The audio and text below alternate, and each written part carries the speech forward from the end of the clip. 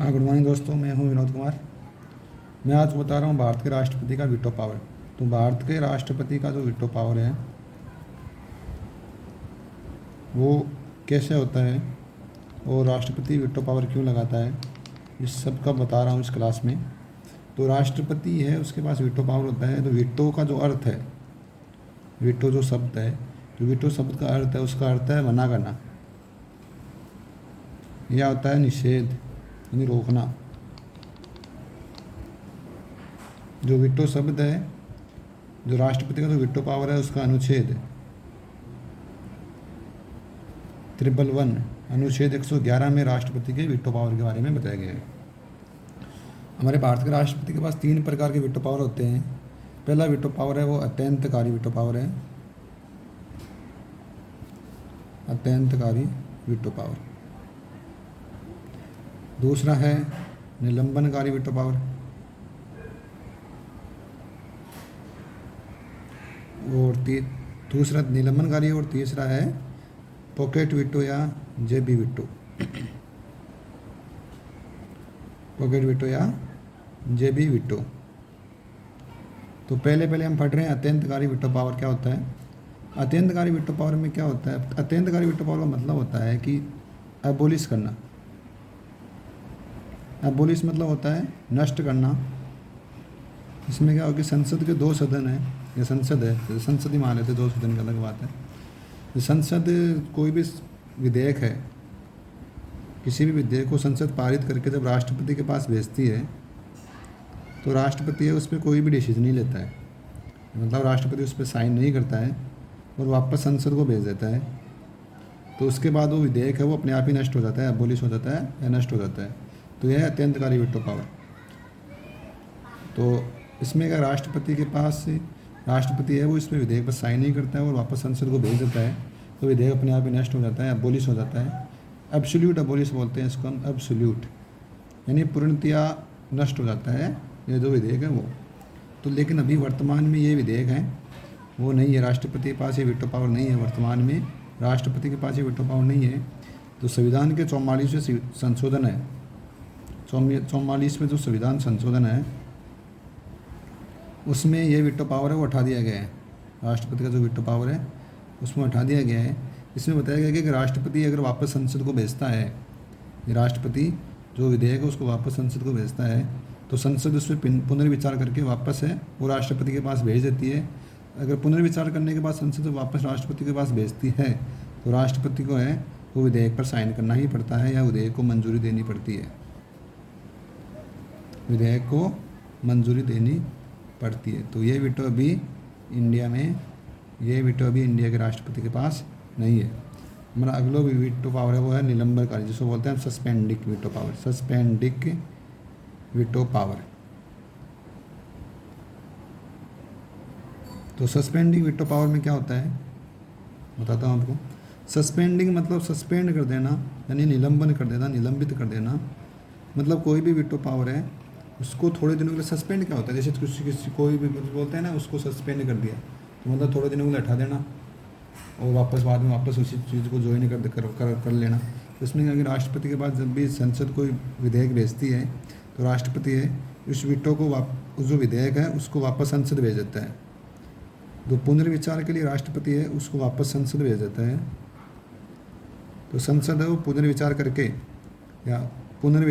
या बिना पुनर्विचार के साधारण बहुमत से पास करके, कौन सा बहुमत है? साधारण बहुमत। जो मोस्ट इम्पोर्टेंट चीज़ है कि संसद है पुनर्विचार करके कौन से बहुमत से वापस है वो विधेयक है उसको वापस राष्ट्रपति के पास भेजती है, तो वो है साधारण बहुमत से। तो संसद है वो साधारण बहुमत से वापस राष्ट्रपति को भेजती है। तो राष्ट्रपति के पास वो शक्ति नहीं है कि वह उस पर अपना साइन नहीं करे, तो राष्ट्रपति को वो उस विधेयक को पास करना ही पड़ता है या उसको मंजूरी देनी ही पड़ती है। मतलब इसका सीधा सा मतलब ये है कि संसद राष्ट्रपति के पास विधेयक भेजा संसद ने, और राष्ट्रपति को विधेयक समझ में नहीं आया यार, वो बोला कि सही नहीं है ये विधेयक, तो उसने वापस संसद को पुनर्विचार के लिए भेज दिया। यदि संसद पुनर्विचार करके वापस राष्ट्रपति के पास भेजती है, साधारण बहुमत से पास करके वापस राष्ट्रपति के पास भेजती है, तो राष्ट्रपति को इस विधेयक को पारित करना ही पड़ेगा। ये राष्ट्रपति उसके लिए बाध्यकारी है, मतलब उसको पारित करना ही पड़ेगा, उसके पास कोई अधिकार नहीं है कि उसको पारित नहीं करे। अगला वीटो पावर है वो है पॉकेट वीटो या जेबी वीटो। तो पॉकेट वीटो या जेबी वीटो, पॉकेट मतलब होता है जेब में रखना, अपना जेब होता है उसको पॉकेट बोलते हैं, जेब। इसमें क्या होता है कि इसमें जैसे संसद वो कोई भी विधेयक पारित करके राष्ट्रपति के पास भेजती है, कोई भी विधेयक है वो पारित करके राष्ट्रपति के पास भेजती है, और राष्ट्रपति है उस विधेयक को अपनी पॉकेट में रख लेता है, यानी अपनी जेब में रख लेता है, पॉकेट में रख लेता है, मतलब कि उसको अपने पास रख लेता है, सुरक्षित रख लेता है उस विधेयक को। अब जो उसके बाद जो सुरक्षित रखता है उसकी कोई लिमिट नहीं है कि वो कितने दिनों तक भी उस विधेयक को अपने पास सुरक्षित रख सकता है। वो चाहे 2 साल हो, 3 साल हो, कितने दिनों तक भी राष्ट्रपति इस विधेयक को अपने पास सुरक्षित रख सकता है। और उसके बाद अगर वो राष्ट्रपति का विधेयक सुरक्षित है तो राष्ट्रपति क्या करता है कि जैसे अभी मान लो जैसे संसद में अभी जो सदस्य हैं उन्होंने कोई विधेयक पारित करके भेजा है और राष्ट्रपति ने बोला कि ये सही नहीं है, तो अगर राष्ट्रपति उसको उसी टाइम पर वापस भेज देता तो संसद के सदस्य साधारण बहुमत द्वारा वापस उसको राष्ट्रपति के पास भेज देते। ओके, साधारण बहुमत से वापस राष्ट्रपति के पास भेज देते तो राष्ट्रपति क्या करता, तो राष्ट्रपति को उसको पास ही करना पड़ता। तो राष्ट्रपति ने सोचा कि वापस नहीं भेजना है, इसको अपने पास ही रख लेता हूँ, तो वो उसको अपने पास ही रख लेते हैं। ठीक है, और उसको 2 या 3 साल बाद जब पार्टी चेंज हो जाती है, दूसरी पार्टी आती है, संसद के सदस्य भी चेंज हो जाते हैं, तब वो वापस उस विधेयक को भेज सकता है, नहीं भी भेज सकता है, वो राष्ट्रपति भी डिपेंड है, उसको भेजता है। तब वो बोलते हैं नहीं ये तो गलत है, क्योंकि वो दूसरे सदस्य आ जाते हैं ना संसद में। पहले वाले सदस्य जैसे कोई भी पार्टी अपने पक्ष में कोई भी जैसे बना रही है विधेयक, तो वो चेंज हो जाएगी अगली बार, 2, 3, 4 या 5 साल बाद वो पार्टी चेंज हो जाती है, दूसरी पार्टी आती है या दूसरे संसद सदस्य आते हैं तो बोलते हैं हाँ नहीं है, तो वो उस विधेयक को वापस नहीं देते हैं, यानी वो विधेयक वहाँ पर निरस्त हो जाता है। तो इसलिए राष्ट्रपति है वो पॉकेट वीटो का अधिकार करता है, पॉकेट वीटो यूज करता है। जैसे कोई भी विधेयक है जिसको मतलब राष्ट्रपति के समझ में नहीं आए कि इसको पास करने पर जैसे कोई भी गलती हो सकती है या वो सही नहीं है, तो वो राष्ट्रपति ज़्यादातर पॉकेट वीटो को यूज कर सकता है। तो जो भारत के राष्ट्रपति है ज्ञानी जेल सिंह, भारत के राष्ट्रपति ज्ञानी जेल सिंह ने ही पॉकेट वीटो का यूज किया था। ज्ञानी जेल सिंह ने 1976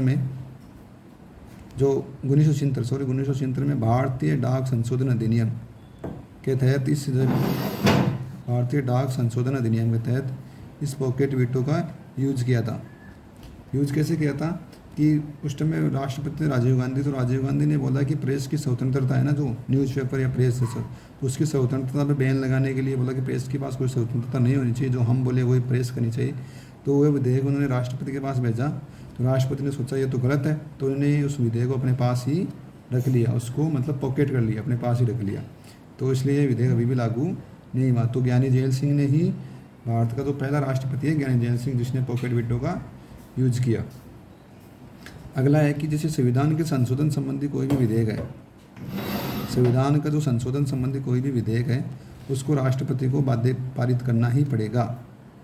ओके, संविधान संशोधन जो भी कोई भी विधेयक जैसे कोई भेजता है संसद पारित होकर, तो उसको राष्ट्रपति को पारित है, उसमें राष्ट्रपति को मंजूरी देनी ही पड़ेगी।